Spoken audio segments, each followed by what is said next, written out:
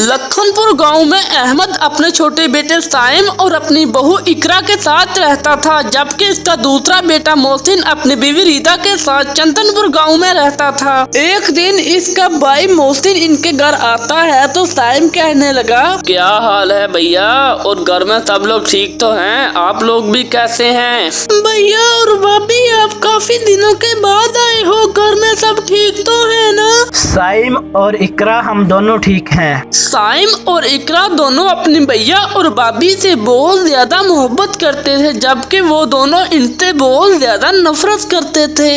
अरे सुनो, पड़ोस के गांव में मेला है, आप मुझे मेला दिखाने के लिए ले जाए ना? नहीं इकरा, बाबूजी की तबीयत बहुत ही खराब है, अगर इन्हें कुछ हो गया तो हम भैया और भाभी को क्या मुंह दिखाएंगे?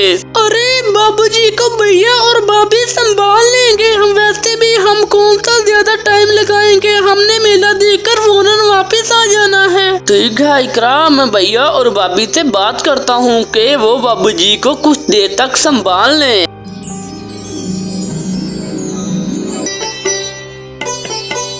अपने भैया और भाभी को ये बात बताकर साइम और इकरा दोनों मेला देखने के लिए निकल जाते हैं। अरे बहू, मेरी बात सुनो, मुझे ये बीमारी बहुत तंग कर रही है। हाँ बुढ़े, क्या बात है? मुझे लगता है मेरा आखिरी टाइम आ गया है। तुम जाकर इकरा और साइम को बुला लाओ, वो ज्यादा दूर नहीं गए होंगे। मुझे जमीन का बंटवारा करना है।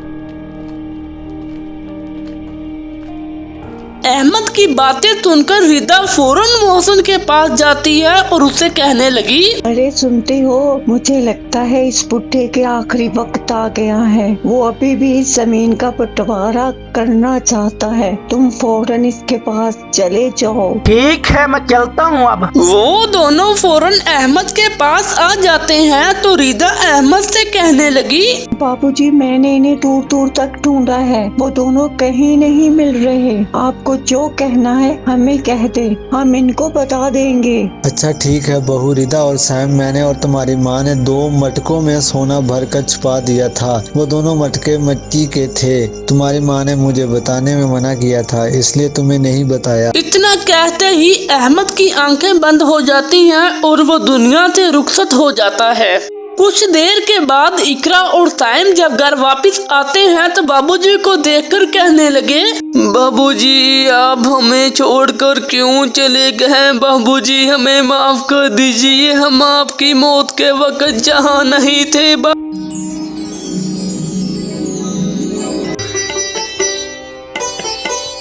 बाबूजी की वफात के कुछ दिनों के बाद मोहसिन साइम से कहता है, अरे साइम, इतनी देर हो गई है आपको हमारे घर रहते हुए। बाबूजी के हुक्म के मुताबिक अब आप जंगल वाली झोंपड़ी में जाकर रहें। भैया आप जी क्या कह रहे हो? इस घर और जमीन पर जितना आपका हक है उतना मेरा भी है, आप मुझे घर से बाहर क्यों निकाल रहे हो? ठीक है साइम, बाबूजी मरने से पहले जमीन और घर मेरे नामे कर गए हैं, आप दोनों जंगल वाली जाकर झोंपड़ी में रहें। दोनों भाइयों के दरमियान जब बात बिगड़ जाती है तो मसला सेठ साहब के पास आ जाता है तो सेठ साहब इनसे कहने लगे, तुम दोनों बताओ क्या बात है? सेठ साहब, बापूजी का ये ख्याल अच्छी तरह से नहीं करते थे। बापूजी जिस दिन फौत हुए हैं ये दोनों घर में नहीं थे। बापूजी इनकी नाराजगी की वजह से जमीन और घर मेरे नाम पे कर गए हैं। सेठ साहब, हम कुछ वक्त के लिए घर से बाहर मेला देखने के लिए गए, जब हम वापस आए तो बाबूजी जिंदा नहीं थे। हाँ, तुम बात ठीक कह रहे हो, क्योंकि तुमने ही अपने बापूजी का अच्छे तरीके से ख्याल रखा है। तुम्हारे पास क्या सबूत है कि तुम्हारे बापूजी ने सारी जमीन तुम्हारे नाम कर दी है? सेठ साहब, मुझे पता था आप लोग मेरी बात का यकीन नहीं करेंगे। मैंने पहले ही कागजात बनवा लिए थे और इन पर अंगूठे भी लगवा लिए हैं।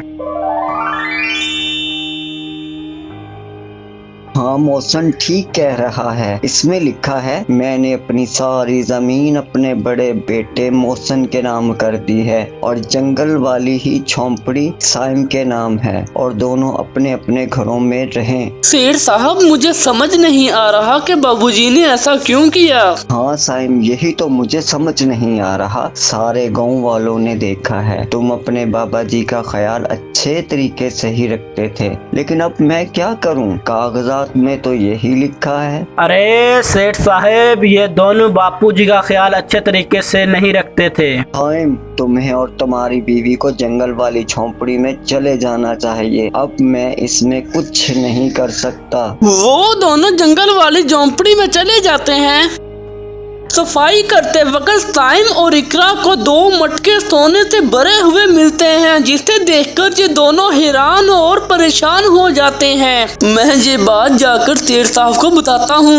ये बात पूरे गांव में आग की तरह फैल गई। मौसम के कानों तक भी पहुँच गई। मौसम साइम के घर आता है और देखकर कहने लगा, साइम, इस सोने पर मेरा भी हक है। एक मटका तुम रखो और एक मटका मुझे दो। नहीं भैया, इस पर आपका कोई हक नहीं है, क्योंकि बाबूजी ने आपका हक आपको दे दिया है। भाईजान, मैंने आपसे झूठ कहा था कि अब्बूजी ने ये सारी जमीन मेरे नाम कर दी है। अरे तुम सारी जमीन भी ले जाते तो मुझे कोई फर्क ना पड़ता, लेकिन तुमने बाबूजी के नाम पर इतना बड़ा धोखा किया। मैं तुम्हें कभी माफ नहीं करूँगा। हाँ मौसन, तुम्हारा इस सोने पर कोई हक नहीं। तुमने अपने भाई के साथ इतना बुरा किया। झूठ बोलते हुए जरा सी भी शर्म महसूस नहीं हुई तुम्हें?